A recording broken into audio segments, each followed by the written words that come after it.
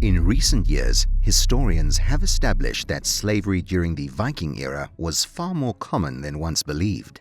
And it is during this era that for the first time, Scandinavians made the capture and use of slaves a key part of their economy and military campaigns. In fact, some historians now argue that the Vikings were responsible for more human trafficking in the period 750 to 1050 CE than any other civilization. Although slavery existed in some form in Scandinavia long before the Viking era, it is during this period we see a sharp uptake in the number of slaves. Before we begin, we just want to take a second to talk about our sponsor for today's video, which is Endel. Endel is an environment-based non-profit app that uses neuroscience-backed personalized soundscapes to help you relax, focus, and sleep. Their patented technology creates soundscapes which reacts to inputs like time of day, weather, heart rate, and location. Neuroscience shows Endel consistently improves focus and lowers stress. We at A Day in History use it all the time while writing scripts. It increases our productivity by helping us concentrate for longer periods of time. The app is fairly easy to use and it houses numerous soundscapes like hibernation, focus, relax, etc. You can even choose your own scenarios, which are short soundscapes designed for specific daily activities like meditation, working out, chores, etc. We personally love the new Wind Down soundscape featuring the soothing sounds of James Blake.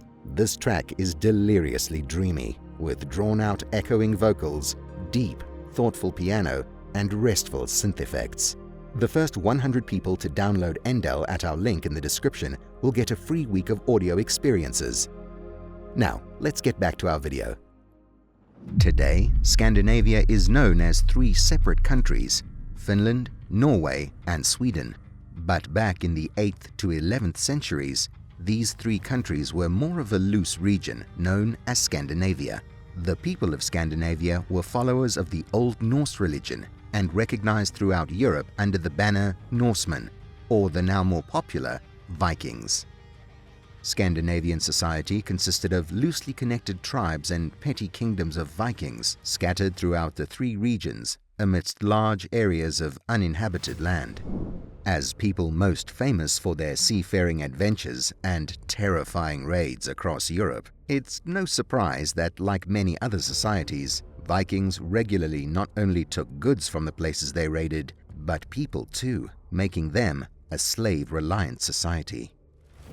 Vikings were possibly the greatest and most advanced sailors who ever lived, and they used that ability to their advantage, regularly sailing the coasts of Europe to undertake large-scale raids, colonization, and conquest of its people. By the end of the Viking Age, it's even thought they may have reached North America. One purpose of these raids was to acquire people, or more accurately, slaves. In fact, these raids so define the Viking era that historians trace the age's start back to the 8th of June 1793, when they invaded Northumberland in England, burning down an abbey in Lindisfarne and killing or enslaving the monks who lived there.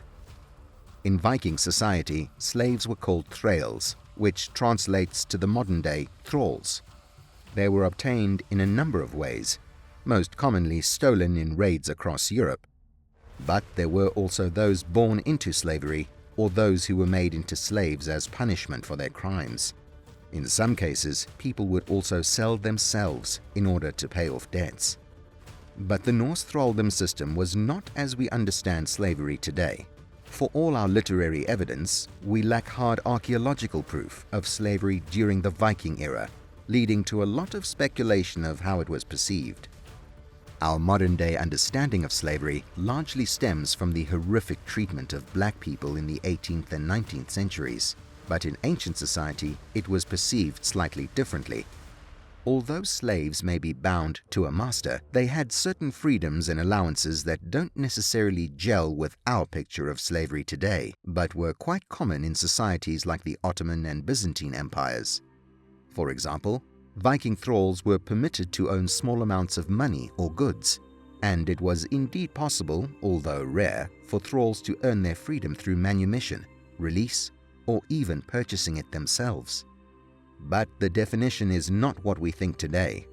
All freed slaves actually remained obligated to their owners, expected to support them and never seen as equals.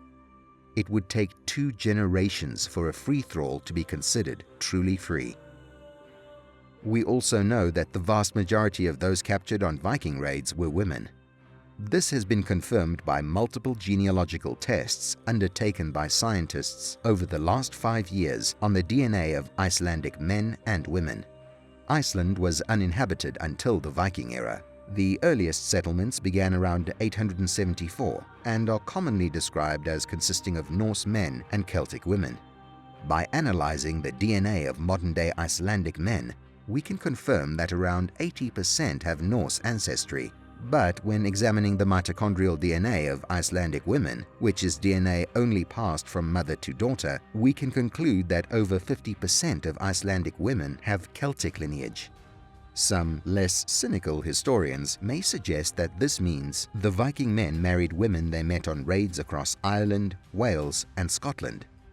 But when examining the evidence in the context of Viking slavery, the truth becomes evident. These were most likely women carted off during raids and subject to the sexual abuse of Viking slaveholders, forced into the role of concubine and to bear their captors' children in order to continue the cycle of slavery.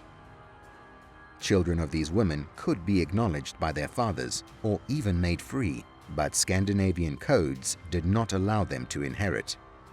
In Sweden, the law of Östergötland stated the child of a slave woman or a loose woman, or however else it has been begotten, may not inherit, but only the child of a legally married wife. There's very little archaeological evidence to tell us more about the story of slavery during the Viking era. We instead rely on bits and pieces of information derived from surviving literature and other pieces of historical information to pull together a picture that gives us an idea of the life of a Viking slave. Most Viking slaves seem to fall into the category of laborer, helping the people who owned them to work their fields and farms.